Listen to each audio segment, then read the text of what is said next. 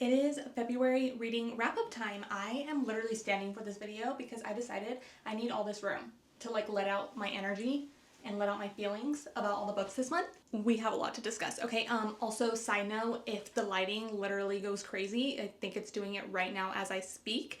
The sun is deciding to play peekaboo right now. So it's like literally getting like shady and then bright and then shady and bright. So just wanted to go ahead and give a quick disclaimer there. But let's just get straight into it because I have a lot to discuss.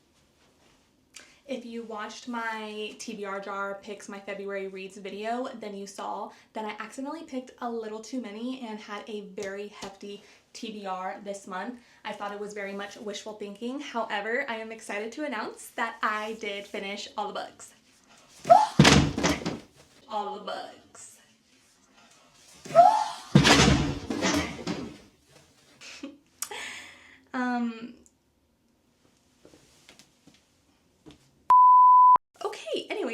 So yeah, I did finish all the books on my TBR this month and I'm very excited about that. I did DNF one, however, we will get into that shortly. First book I finished was Powerless by Lauren Roberts. This is why I needed space because I literally just want to dance. Like this book, it gave me that 5-star feeling. First book of the month gave me the 5-star feeling, and honestly it gave me just like, oh my god, I haven't had this feeling in a very long time. I think, you know what, nothing does it like a romantasy for me. Like really nothing hits like a romantasy, and that's exactly what this was. Not only was it a romantasy, fantasy and romance, it was not a single kiss. Not a single kiss happened in this book, and it was still one of the best like couples I have read in a long time.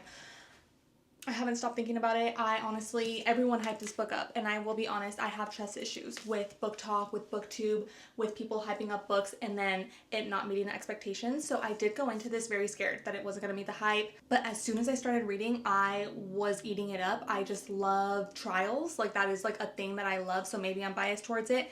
But I don't know, I really liked that part. I love the plot, I love the concept. And then once the banter came through, that 5-star feeling was already coming from the heart. Like banter does it for me. The chemistry, the slow burn, the protectiveness, everything about it, I loved it. And then the epilogue, I was reeling. So all of that to say, this book indeed met the hype. It exceeded the hype for me. I am so happy about it. It is a new obsession that I can't stop thinking about, and I just cannot wait to read Powerful and Reckless. Now this one, I've got a bone to pick, okay? It was really hard going from Powerless and having this 5-star feeling, being so happy, being so excited for the reading month, to go into this. And if you guys saw, and if you guys know me, I love Ellie Hazelwood. I was so excited for this because all of her other books have the best spice. I always say it, like it's the perfect amount. It's so good. And so with this being like heavy on the spice, I was so excited going into it. I was ready. I was prepared for my mouth to burn from the spice, okay? I gave it 2 stars. Let's start there, okay? If you don't know, this book is basically about a swimmer and a diver, and it's supposed to be very much heavy on kink because literally the guy is dating a girl and they break up because he is into kink and she is not. So he starts dating our main character because they are both into kink, and so the whole story is supposed to be about, you know, them dating and them both being into kinky stuff. Take a shot every time I say kink, okay? I don't care. I wish I took a shot before this book. Maybe it would have been better. I'm so sorry to absolutely crap on it like that, but I'm just so hurt. I'm so hurt by Ellie Hazelwood. I absolutely love her. This is the first book I've given such a low rating by her. And also that girl that I mentioned right now, you know, the girl that wasn't into kink and is now the ex. Why is she a main character of the book? Why is she literally talked about so much? And the fake dating trope, so unnecessary for this book. I normally like fake dating. I normally love the tension. However, that word vomit, it's like it was so not needed to be in here throughout the whole entire book. She was literally like a main character. She was probably more of a main character than our actual main character was, and she's the ex. Make it make sense, you know what I'm saying? So yeah, all in all, I've literally been saying that Ellie Hazelwood's other books are spicier than this one. Like the kink never ever showed up. They had a whole list like 50 Shades of Grey, where you knew what kind of kinky stuff you were getting into and you could mark off whatever you didn't want, whatever you weren't comfortable with.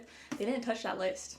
They literally didn't touch it. It was vanilla the whole time. So that's all I'm going to say about this book. Next is The Book Eaters. I bought this at Barnes & Noble a few years ago. I haven't seen anyone talk about it. I just looked at it on the table and read the synopsis and thought it was interesting. So I didn't really know much going into it. Like, I had no preconceived notions from other people or their reviews, you know, no like biased opinion going into it, I guess. And this book is one of those books where you finish it and you're like, what did I just read? And how do I explain that? And how do I feel about this? Like, can I even give it a rating? Because basically the premise of the book is literally what the title is. They're book eaters. So when they eat a book, they consume the knowledge of that book. However, you come to find out that there are some people that can't eat just books. They actually want to eat people's brains instead. And then they basically consume the personality, or they become the personality of the brain that they just ate. And I know that that whole entire concept sounds so interesting, and that's why I was able to keep reading it, because I was like, this is really interesting, but it was definitely different. It felt like extremely complex. Like, my brain was taking a lot of power in order to keep reading it, and it was just super dystopian. It was very dark. Since it was such a unique concept, you really couldn't predict like what was coming next. And all in all, I thought it was a fun read. It was a little bit too much for me. It didn't like really stick out to me. It was memorable, so I gave it a 3-star. I would recommend it to certain people depending on who you are and what you like. But if you're open to something extremely different, you like kind of dark dystopian type of books, then I would definitely recommend this. It was really fun. Next is Powerless by Elsie Silver, part of the Chestnut Spring series. This is the 3rd book. And since I read 2 more of the Chestnut Spring series this month, meaning I read 4 books already, I feel like I kind of have an opinion now on cowboy romance. Honestly, these books don't feel like cowboy romance. Like, it doesn't really focus that much on every book about them being cowboys. Like, it does focus on the fact that they live on a farm and they are bull riders in some of them. So I like how it doesn't feel that much like a cowboy romance. It just feels like a romance with like a subplot of cowboy, if that makes sense. But I think I'm learning that these books are okay. Like, it's a fun series and I'm enjoying it as I read it. I'm gonna continue it. They're fun, light reads, really good spice, but they're not anything extraordinary, not mind-blowing, just a good, easy, fun time. With that being said, I did give this one 3 stars. The couple in this book had a really, really, really good spice. Next is The Crash by Frida McFadden. This is Frida McFadden's new release, and if you know me, you know I love Frida McFadden. I do always say that all of her books are not the craziest. Like, I don't even think I've ever given one of her books 5 stars, even though I love her so much. I just think that her books are super quick, easy reads. They're very much page turners. I pretty much always read her books in one sitting just because it's like so easy to get through and you just want to find out what happens at the end. The Crash was one of those books where it was a page turner and I was enjoying it until my brain clocked something and it really ruined it for me. And what my brain clocked is the fact that it was very much parallel to Misery by Stephen King. I think just because of the fact that there's a car crash that happens, there's someone that gets injured, there's someone taking care of that injured person. However, the people nursing that injured person are not good people. Oh, and the fact that the car crash happens in a snowstorm and the whole setting is very much snowy, dark, mysterious, creepy.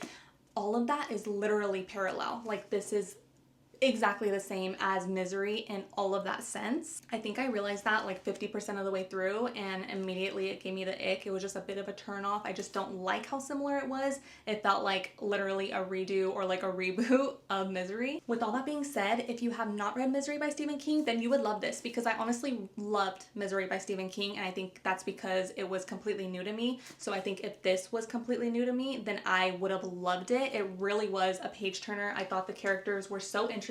There was actually a lot of character building. You do kind of get connected to a lot of the characters, which is admirable to Frida McFadden's writing, to be honest, because I feel like when you read thrillers, you don't really get connected to the characters. You're more focused on the plot, but this one had some good characters, so I would still recommend it if you have not read Misery by Stephen King again. Overall, I gave it 3 stars. Okay, next is Hooked by Emily McIntyre. Round of applause for this one. Okay, I'm blushing again. I ate this one up, okay? I feel like I have not seen this book talked about enough. Maybe I'm just not on the right side of TikTok and BookTube to see much about it. I know people have talked about the Never After series, which this is the first book in that series, but I just haven't heard about it enough, or else I would have read it a lot sooner, because are you kidding me? I gave it 5 freaking stars, which I did not expect. Okay, I fully went into this because I loved Never by Jessa Hastings, which is a Peter Pan retelling, and I knew that this was about kind of Peter Pan and Hook from what I knew previously, and I just wanted more of Hook because I loved Hook after reading Never. So I knew that this was a dark romance, and I knew that Hook was involved, so I really just wanted some spice about Hook. Okay, sue me, I did. That's what I wanted going into this. Went into it for the spice, came out with a 5-star slapping plot. It was so unexpectedly good, and immediately going into it, the author's note literally says it's not a fantasy or retelling, and so I was like, wait, what? It's not a fantasy? Like, Peter Pan is all about fantasy. Like, what am I getting myself into? But it was really interesting because it wasn't fantasy at all. Like, it wasn't Neverland, they couldn't fly. Peter Pan in this book actually wasn't Peter Pan. Peter was actually Wendy's dad in this book, which was really interesting and like hard to like wrap my mind around. And then Neverland wasn't obviously this like fantasy place. It was actually like Neverland Airlines, I think it was called. Like, it was literally an airline company that Peter owned. I don't know, I thought the whole like concept and idea of that was really interesting, how she took the characters from Peter Pan, but it was literally not Peter Pan at all. I don't know, that was really fun to me. And then yeah, like Hook owns a club, and then Wendy comes into the club, and then he's like, who's that? And the tension was just, the banter was, the characters were, and the plot was just unreal. It was so much fun. It was such a page turner. The plot twists at the end were like, where did that come from? Why was that necessary? I literally just thought this was a dark romance, but no, it was so much more than that. And I highly, highly, highly recommend reading this if you like spice and you like a good book. Next book was Reckless, which is the 4th book in the Chestnut Spring series, and I actually had read this one because when I pulled the TBR jar prompt for highest rated on Goodreads, this was the highest rating on my cart. So I was very, very intrigued to go into this one knowing that this is like the most loved out of the series. And I will say it was my favorite. There were a lot of things I didn't like. I don't know. Okay, let me rewind. So when I started it, it's basically accidental pregnancy trope. I'm pretty sure that's on the back. Let me make sure that I'm not spoiling anything. I feel like with romance books, it's kind of hard for them to be fast-paced. They're not really fast-paced. It kind of like has to go slowly. Like usually they'll have a meet cute, and then it's a lot of nothing, a lot of their romance building, and then maybe like 60, 70, 80% of the way through, you get the 3rd act breakup, and then the rest of it is like fixing that fight and then coming back together. I feel like that's pretty much the formula for a romance. But this one, it started off quick. I was like, am I missing something? Because of how quickly the plot was going and the big things that were happening. I'm pretty sure, what page was it? I don't know, but a huge, huge thing happens. And then literally the next chapter, it's like 12 months later or something like that. And I was like, we need to see those 12 months. What do you mean 12 months later? Like, I thought that would be the whole book, to be honest with you. So that was a really nice surprise, like the change of pace and it being such a quicker pace. Because of that, I loved it a lot more than the others. I thought it was different and I thought it was really fun and it really had my attention. However, this huge thing being based off the miscommunication trope literally makes me want to I hate the miscommunication trope. So that was really hard to wrap my head around. Obviously, I know Elsie Silver kind of had to do it in order for that plot to be the entire plot. Like, if you know what I'm saying, if you read it, you know what I'm talking about. But that's hard. That's really hard. Like, I just hate miscommunication trope so much. With all that being said, I loved Theo Silva. Loved him. And I also loved Winter, our female main character. They were great. I don't know. They were probably my favorite characters in the series, and the spice was incredible. So I did give this one 4 stars.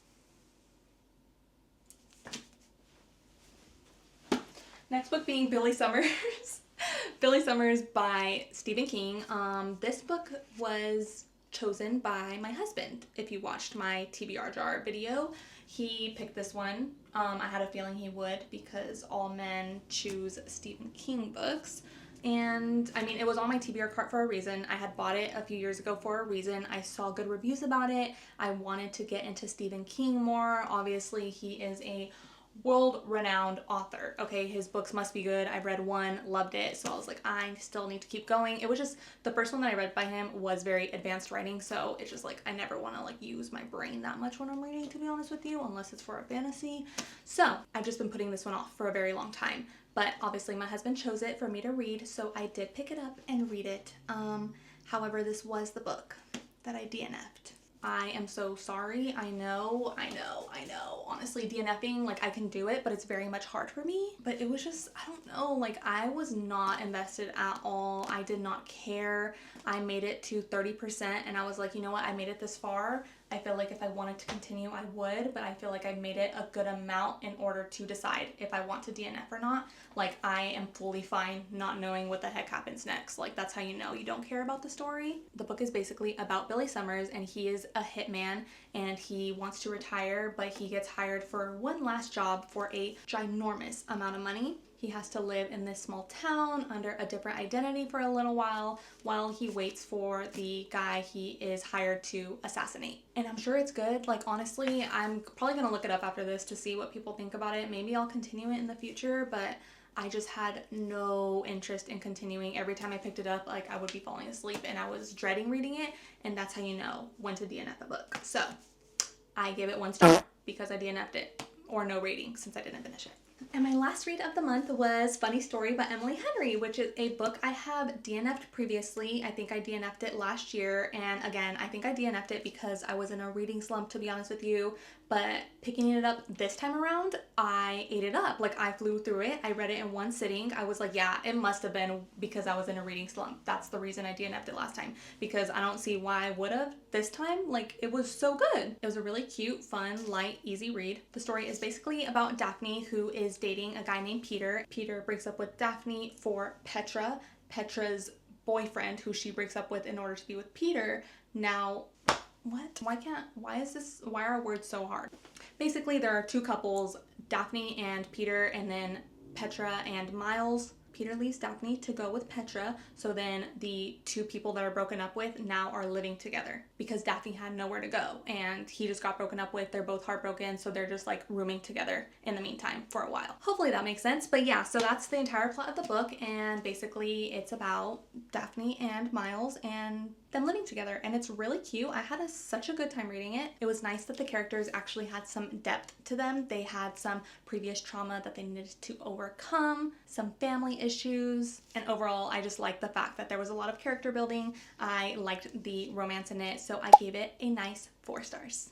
And that was all the books I read in February. It was a total of 9 books. I feel like it was a really good mixture of genres in there. That made it a lot of fun for me, and I feel like that's why I was able to read all of them. And we found some 5 stars. So when you find at least 1 5-star in a month, it's been a great month. The fact that I found 2 5 stars, I'm taking that as a win.